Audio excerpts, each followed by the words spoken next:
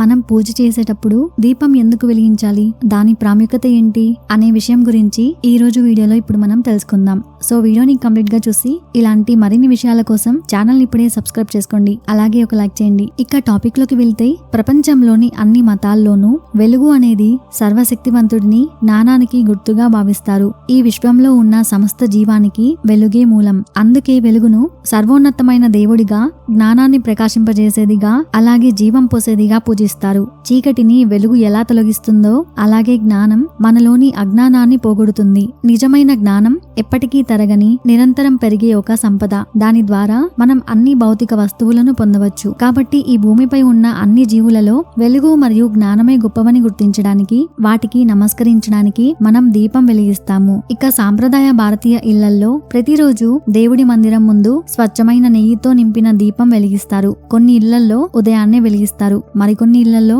ఉదయం, సాయంత్రం అలా 2 సార్లు వెలిగిస్తారు. కొన్ని ఇళ్లలో అయితే రోజంతా దీపం వెలుగుతూనే ఉంటుంది. ఇలాంటి దీపాన్ని అఖండ జ్యోతి దీపం అంటారు. ఏదైనా శుభకార్యం మొదలు పెట్టే ముందు తప్పకుండా దీపం వెలిగిస్తారు. దీన్ని ఏ వేడుకకైనా మొదటిగా శుభ సూచకంగా భావిస్తారు. ఆవు పాల నుండి తీసిన స్వచ్ఛమైన నెయ్యితో దీపం వెలిగిస్తే అది వాతావరణం నుండి దైవికమైన మంచి వైబ్రేషన్స్ ని ఆకర్షించి ఆ ప్రదేశాన్ని మొత్తం పవిత్రం చేస్తుంది. ఆ నెయ్యి ఆవిరైనప్పుడు అక్కడ ఉన్న పాజిటివ్ వైబ్రేషన్స్ ను ఆకర్షించే శక్తి దాని ప్రత్యేకత.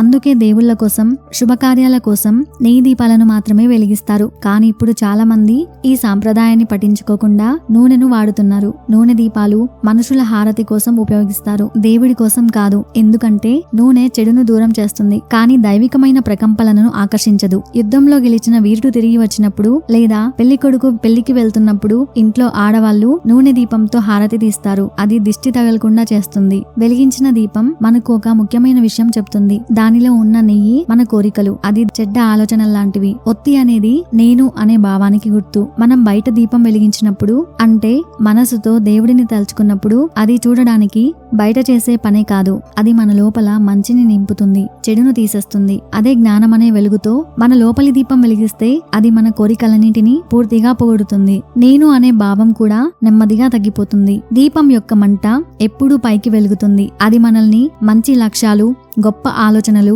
మంచి పనులు చేసే జ్ఞానాన్ని సంపాదించమని ప్రోత్సహిస్తుంది. సాంప్రదాయ ఇళ్లలో దేవుడు ముందు క్యాండిల్స్ లేదా అలాగే బల్బులు వెలిగించరు. ఎందుకంటే వాటికి కావాల్సిన మంచి ప్రభావాన్ని కలిగించే శక్తి అందులో ఉండదు కాబట్టి. కానీ ఈ కాలంలో చాలా మందికి తొందరగా పని అయిపోవాలని షార్ట్ కట్లు వాడుతున్నారు. నిజానికి వీటి వల్ల అంతగా ఉపయోగం ఉండదు. కొత్త పరిశోధన ప్రకారం 2007 సెప్టెంబర్లో జరిగిన అమెరికన్ కెమికల్ సొసైటీ యొక్క 238వ సమావేశం ప్రకారం పారాఫిన్ మైనంతో చేసిన కొవ్వొత్తులు మనుషులకు హానికరం. ఎందుకంటే వాటి నుండి టోలిన్, బెంజిన్ లాంటి రసాయనాలు విడుదలవుతాయి. అవి క్యాన్సర్ కు కారణమవుతాయి, నాడీ వ్యవస్థను కూడా దెబ్బతీస్తాయి. కానీ తేనె మైనంతో చేసిన కొవ్వొత్తులు అంత హానికరమైన కాలుష్యాన్ని విడుదల చేయవు. అవి కొంచెం సురక్షితమైనవి. ఒక విషయం ఏమిటంటే, 1000 సంవత్సరాల క్రితమే భారతీయ ఋషులు, సాధువులు వివిధ రకాల నూనెలు, నెయ్యితో వెలిగించిన దీపాల వల్ల వచ్చే కాలుష్యం గురించి లోతుగా పరిశోధించారు. ఆవు పాల నెయ్యి, ఆవ నూనె, కొబ్బరి నూనె మనుషులకు చాలా మంచివని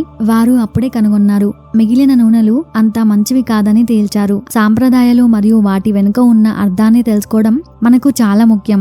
మనం చేసే ప్రతి ఆచారానికి ఒక కారణం ఉంటుంది. అది మన శ్రేయస్సును మరియు ఆధ్యాత్మిక ఎదుగుదలను లక్ష్యంగా చేసుకుంటుంది. కేవలం అలవాటుగా కాకుండా వాటి ప్రాముఖ్యతను గ్రహించి ఇవి ఆచరించడం వల్ల మనం మరింత ప్రయోజనం పొందగలము. కాబట్టి మనమందరం ఆ దేవుడిని ప్రార్థించేటప్పుడు స్వచ్ఛమైన నెయ్యి, ఆవ నూనె, ఆవు పాల నెయ్యితో పూజించడం వల్ల మనం చాలా అద్భుతమైన ఫలితాలను, అలాగే పాజిటివ్ వైబ్రేషన్స్ ని, ప్రశాంతకరమైన వాతావరణాన్ని పొందగలము. ఇలాంటి మరికొన్ని కథలు, అలాగే ఇంట్రెస్టింగ్ విషయాల కోసం ఛానల్ ని ఇప్పుడే సబ్స్క్రైబ్ చేసుకోండి. అలాగే కంటెంట్ నచ్చితే ఒక లైక్ చేయండి. Thank you for watching.